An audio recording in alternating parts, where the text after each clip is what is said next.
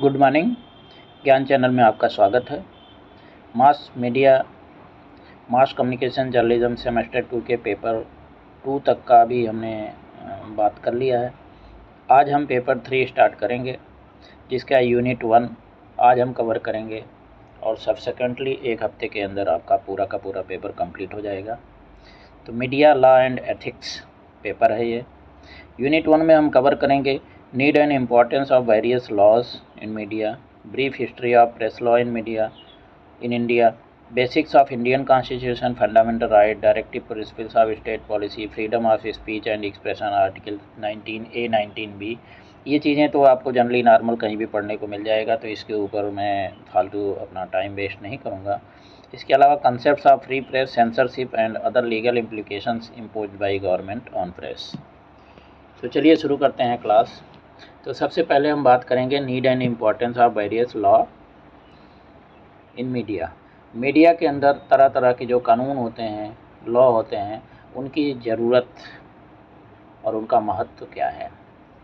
तो सबसे पहले तो हम अगर बात करें कि मीडिया लॉ रेगुलेशन की बात करें, तो प्रेस जो है बिल्कुल फ्री है एक्चुअली देखा जाए, लेकिन कुछ कॉन्स्टिट्यूशन के द्वारा, हमारा इंडियन के कॉन्स्टिट्यूशन है जो 1950 में जब आया था, तो उसमें जो है थोड़ा बहुत जो रीजनेबल रिस्ट्रिक्शंस इसके अंदर डाला गया था। लेकिन अगर हम पूरे मास मीडिया सिस्टम्स की पूरे वर्ल्ड के ऊपर बात करें, सारी कंट्रीज़ के अंदर, तो हर एक कंट्री में उनके अलग अलग रूल्स रेगुलेशंस और जो फ्रीडम है मीडिया का, वो हर जगह पे अलग अलग है।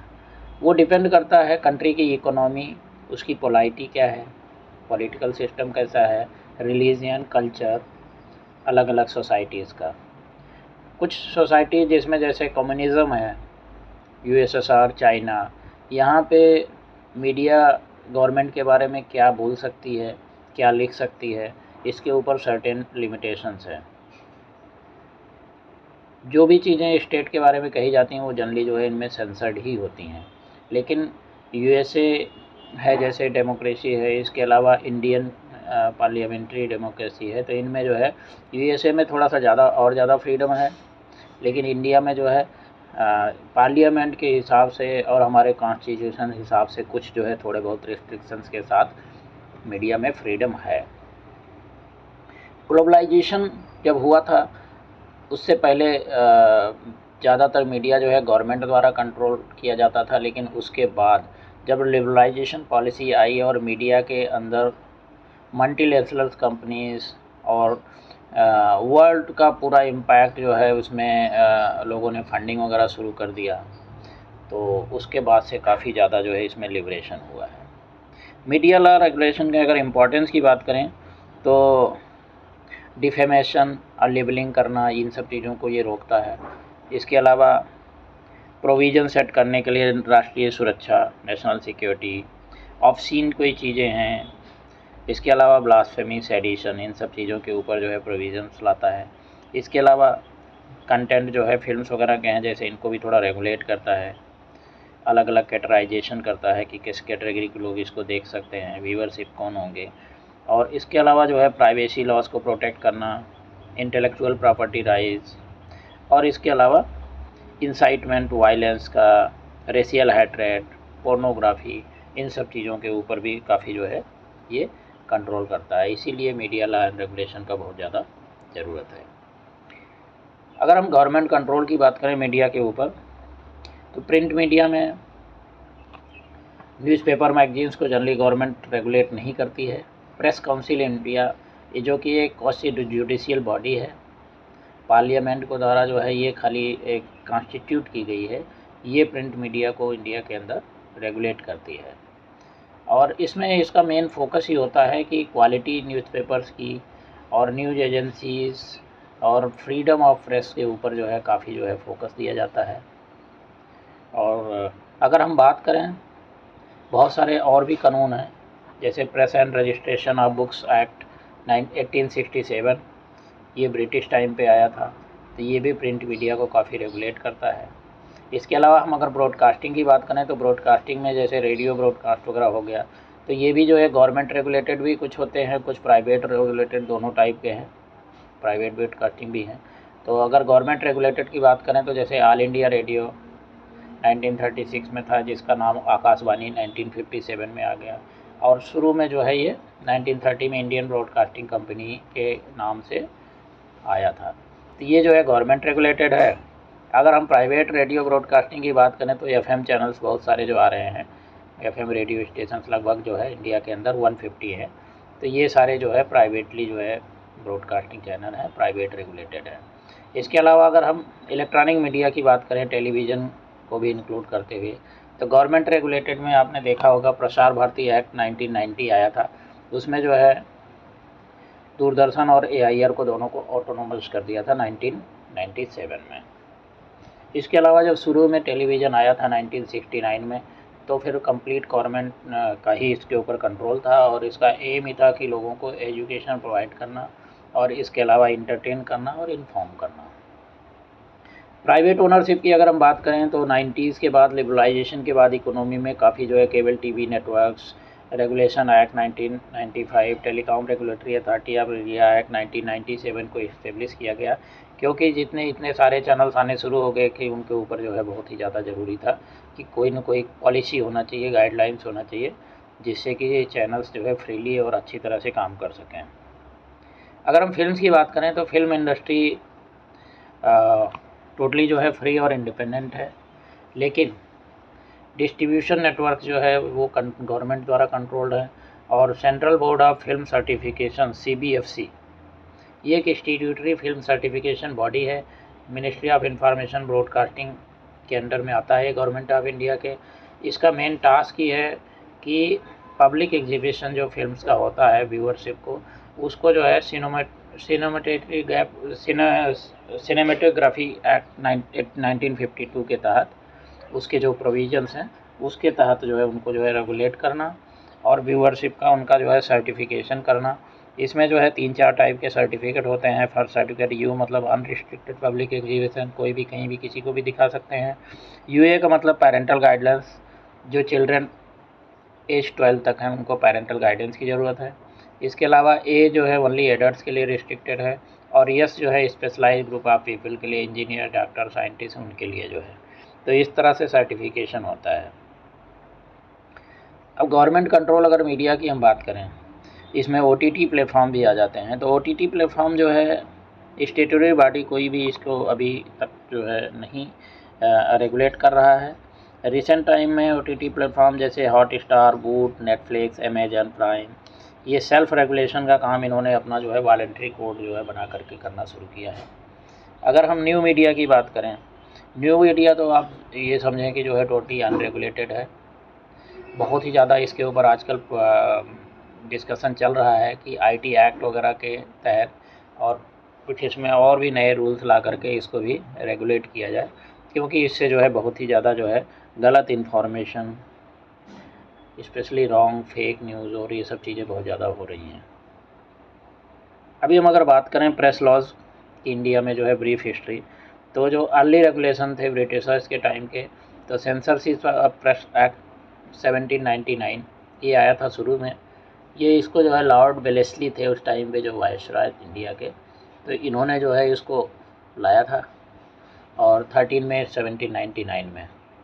इसमें सेंसरशिप थोड़ा सा न्यूज़पेपर के आए थे। इसमें जो है न्यूज़पेपर को नाम जो है हर इशू में जो है प्रिंटर का, एडिटर का और प्रोपराइटर का नाम लिखना होता था।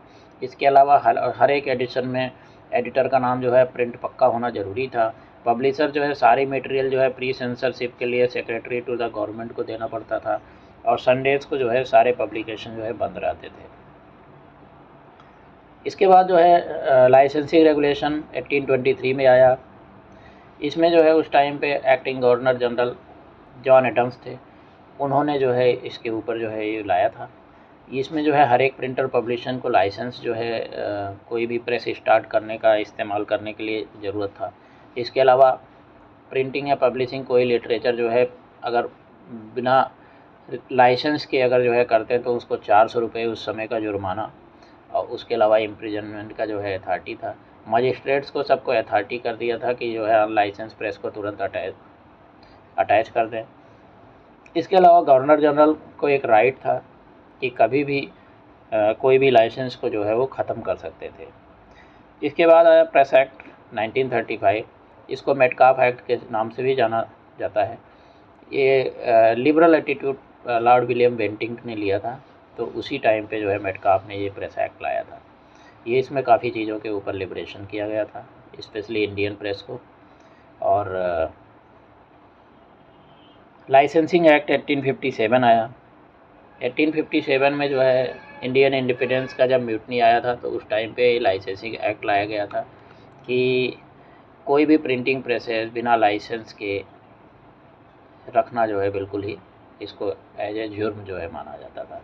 उसके बाद रजिस्ट्रेशन एक्ट 1867 आया, जिसमें जो है press and registration of books act 1867 इसको बोला जाता है। ये मेटकाफ्स एक्ट 1835 को इसको जो है इसने चेंज किया था, रिप्लेस किया था। इसमें जो है काफ़ी रेगुलेशंस लाए गए थे। हर बुक या न्यूज़पेपर को प्रिंटेड जो है नाम प्रिंटर का, पब्लिशर का, प्लेस ऑफ प्रिंटिंग, ये सब डालना ज़रूरी होता था। और कॉपी ऑफ बुक, एक बुक की कॉपी जो है फ्री ऑफ चार्ज गवर्नमेंट को सप्लाई करना पड़ता था। और इसको जो है 1870 में इंडियन पेनल कोड जब आया, तो उसके बाद इसको जो है इसके अंदर कुछ जो है चेंजेस किए गए। और इसके बाद इसमें सेक्शन 124A सेडिशन लॉ भी इसके अंदर इसी के लिए जो है लाया गया। इसके बाद वर्नाकुलर प्रेस एक्ट 1878। 1857 का जो लीगेसी था वो जो है बहुत ही ज़्यादा जो है स्पेशली जो इंडियंस थे उनके ऊपर बहुत ही ज़्यादा प्रॉब्लम था। लेकिन धीरे धीरे इसके बाद वर्नाकुलर प्रेस एक्ट में तो और भी ज़्यादा चेंजेज आ गए।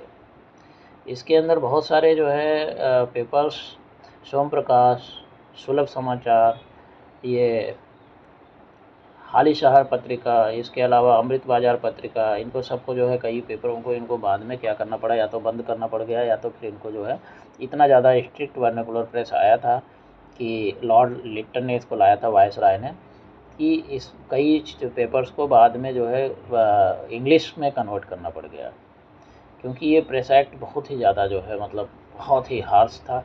और वर्नाकुलर प्रेस एक्ट का हमेशा जो है इसको एक जो है गैगिंग एक्ट के नाम से भी जाना जाता है। इसमें इंडियन, इंग्लिश और वर्नाकुलर जो प्रेस है, इंडियन प्रेस को, दोनों में जो है बहुत ज़्यादा डिस्क्रिमिनेशन था, डिस्क्रिमिनेटरी एटीट्यूड था इनका। और अपील वगैरह करने का कोई मतलब इंडियंस को कोई भी इसमें अधिकार नहीं गया था। इसके बाद 1908 में न्यूज़पेपर एक्ट जो है आया, जिसको इंसाइटमेंट टू ऑफेंसेस एक्ट बोला जाता है।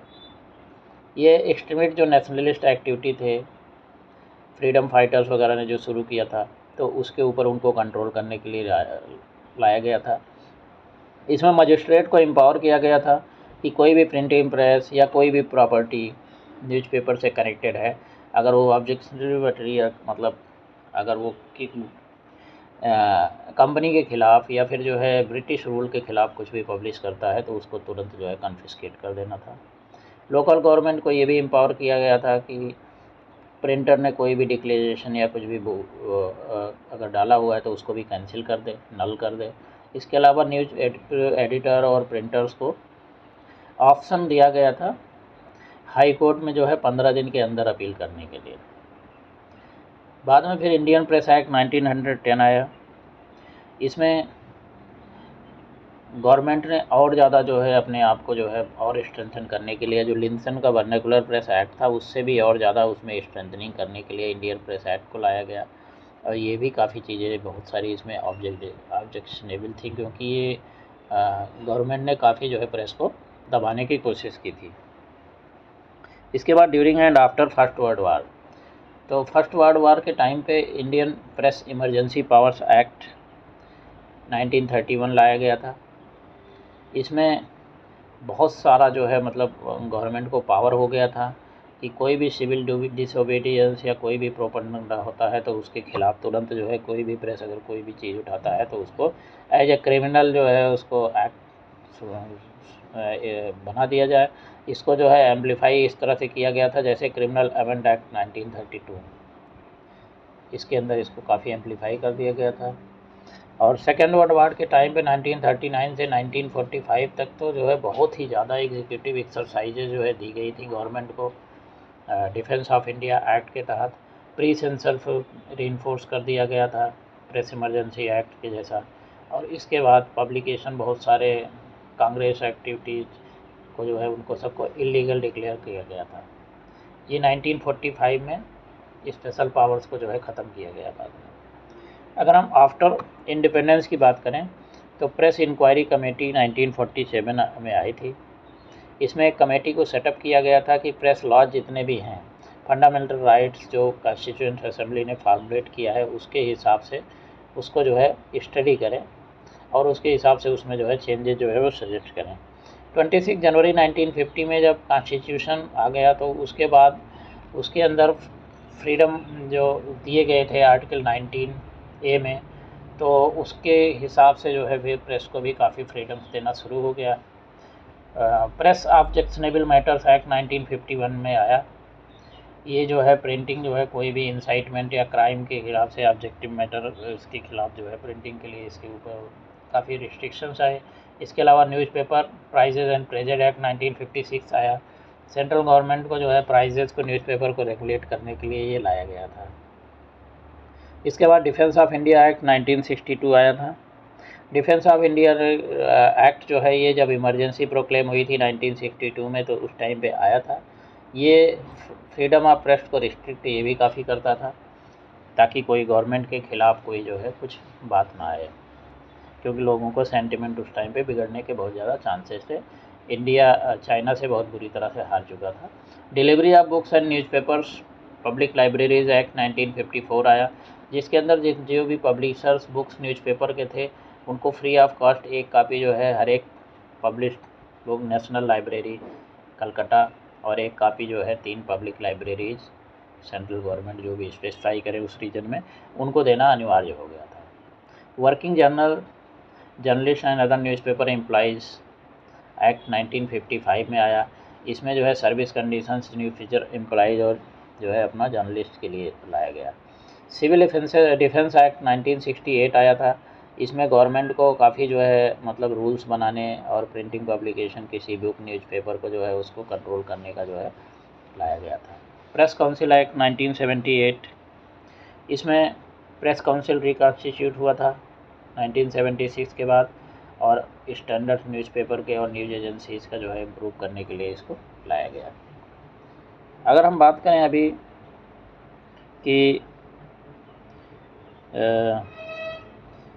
न्यूज़ जो है रिलेटेड टू ब्रॉडकास्ट जितने भी लॉज हैं, तो ब्रॉडकास्ट से रिलेटेड जो लॉज हैं तो इसमें broadcasting code, cable television networks act 1995 और डायरेक्ट टू होम ब्रॉडकास्टिंग, ये 3 जो है टाइप के जो है कोड्स आए थे। इनसे जो है इनको सबको रेगुलेट करने के लिए ताकि जो है फर्दर कोई प्रॉब्लम ना हो। अभी हम अगर बात करें इंडियन कॉन्स्टिट्यूशन की, तो इंडियन कॉन्स्टिट्यूशन के बारे में आप लोगों को जनरली तो सब पता ही है, लेकिन सारे जो मोटे मोटे जो इम्पोर्टेंट चीज़ें हैं वो इसके अंदर स्क्रीन के ऊपर है। आप इसको जो है स्क्रीन को स्टॉप करके और जो इम्पोर्टेंट चीज़ें हैं इसको नोट डाउन कर लें और उसके हिसाब से इसको जो है अपनी तैयारी कर लें। इसके ऊपर भी क्वेश्चन एक आध क्वेश्चन पक्का जो है हमेशा आता है। इसके अलावा कॉन्स्टिट्यूशन में जो इम्पोर्टेंट फंडामेंटल राइट्स वगैरह हैं और इम्पॉर्टेंट जितने भी प्रोविजंस हैं, डायरेक्टिव पॉलिसी, स्टेट पॉलिसी वगैरह, ये सब चीज़ें जो है आपको ज़रूर एक बार गो थ्रू कर लेना चाहिए। इससे आपको एग्ज़ाम प्रिपरेशन के लिए काफ़ी आसानी हो जाएगी। तो बहुत सारी चीज़ें हैं चाइल्ड लेबर वगैरह के लिए, रिलीजियस अफेयर्स को मैनेज करने के लिए, टैक्सेशन से जो है लिमिटेशन, बहुत सारी चीज़ें हैं, कल्चरल एजुकेशनल राइट्स, तो ये सारी चीज़ें आपको जो है एक बार थोड़ा सा आप गो थ्रू कर लेंगे तो आपको जो है काफ़ी जो है फ़ायदा हो जाएगा। और इसमें ज़्यादा डिटेल में जाने की ज़रूरत नहीं है क्योंकि बहुत ही एक आध कोई जो है सिंपल क्वेश्चन इसमें पूछ लेता है, इसके अलावा ज़्यादा कुछ नहीं आता है। अभी हम बात करते हैं कंसेप्ट ऑफ फ्री प्रेस। तो फ्रीडम ऑफ प्रेस, इसमें कॉन्स्टिट्यूशनल जो पर्सपेक्टिव है इसके ऊपर हम बात करेंगे। इसके अलावा सेंसरशिप, तो अगर हम फ्रीडम ऑफ प्रेस की बात करें तो आर्टिकल 19(1)(a) इसमें जो है फ्रीडम ऑफ प्रेस के बारे में बताया गया है कि प्रेस एक पावरफुल मीडियम मास कम्युनिकेशन है। ये जो है सोसाइटी के अंदर एक बहुत ही अच्छा स्ट्रॉन्ग रोल प्ले कर सकता है। फ्रीडम ऑफ प्रेस जो है इसका डिनायल कभी भी नहीं होना चाहिए, क्योंकि ये फिर हमारे डेमोक्रेसी को अंडरमाइन करेगा और हम पब्लिक ओपिनियन को जो है लोगों के सामने नहीं आ पाएगा। तो इसमें जो आर्टिकल 1 में जो है काफ़ी अच्छी तरह से कॉन्स्टिट्यूशन के अंदर इसके बारे में मेंशन किया गया है। इसके अलावा अगर हम बात करें तो कुछ लिमिटेशन भी जो है इसमें दिया हुआ है, जैसे सॉवरेनिटी और integrity of state, security of state, friendly relation foreign countries, public order, decency, morality, contempt of court, defamation, incitement to an offence. इन सब चीज़ों के ऊपर कुछ लिमिटेशन भी दी गई हैं कि इनके ऊपर थोड़ा सा जो है कंट्रोल रहे, प्रेस मनमानी बिल्कुल ना करें। फ्रीडम ऑफ प्रेस का मतलब ये नहीं होता है कि आप कुछ भी जो है किसी के बारे में लिख दें। तो इन सब चीज़ों को आपने जो है ध्यान में रख कर के ही जो है करना है। इसके अलावा अगर हम बात करें कि फ्रीडम ऑफ प्रेस जो है कॉन्स्टिट्यूशनल पर्सपेक्टिव से, तो कॉन्स्टिट्यूशनल पर्सपेक्टिव में अगर हम देखें तो इंडिपेंडेंस जो है, जब आर्टिकल 19(1) जो है freedom of speech and expression जब आया था कॉन्स्टिट्यूशन के अंदर, तो इसमें बहुत सारी चीज़ें जो है प्रेस के ऊपर काफ़ी इसमें रेगुलेट किया गया है कि आप किस तरह से अपनी चीज़ों को एक्सप्रेस कर सकते हैं। बट वही है कि इसमें थोड़ा सा जो है आपको अपने ऊपर कंट्रोल रखना भी ज़रूरत है। अब सेंसरशिप जो है, बाकी और जो है सेंसरशिप वगैरह है, तो सेंसरशिप का मतलब क्या होता है कि कोई भी कंटेंट जो कि अनप्लेजेंट हो पब्लिक व्यूइंग के लिए, इसके अलावा आप मतलब लोगों का धार्मिक आस्था या चीज़ के ऊपर ठेस पहुंचाने वाला है, तो उस पे जो है सेंसर करने के लिए जो है ये सेंसरशिप जो है आया हुआ है।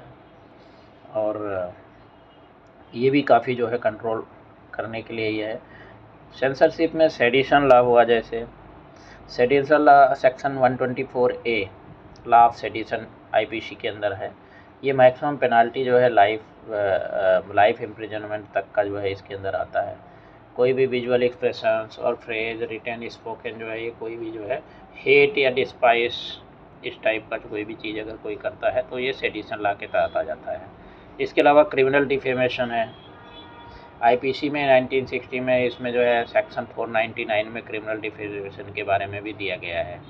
इसके अलावा section 66A of IT act 2000, इसमें सोशल मीडिया रेगुलेशंस इसमें आए हुए हैं आईटी एक्ट में।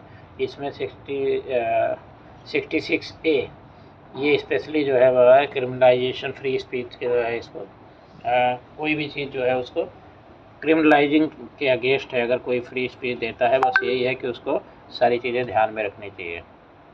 इसके अलावा आईपीसी के अंदर जो है रूल्स हैं, जैसे कि सेक्शन 506, ये पनिशमेंट फॉर क्रिमिनल कोएर्सन, ये जो है एक फ़ाइन जो है अप टू 2 ईयर्स इम्प्रिजनमेंट इसके बारे में दिया गया है। इसके अलावा सेक्शन 503, इसमें हरासमेंट इन जुडिशियल डोमेन इसके ऊपर दिया गया है। 5051B में जो है इंडियन पेनल कोड में, जो इसमें up to 3 years imprisonment individual who make speech or publishes any argument, rumour or article to inflict or that is likely to cause panic or fear to the citizen or any part of the society, by that any person may be persuaded to commit a crime against the state or social tranquility।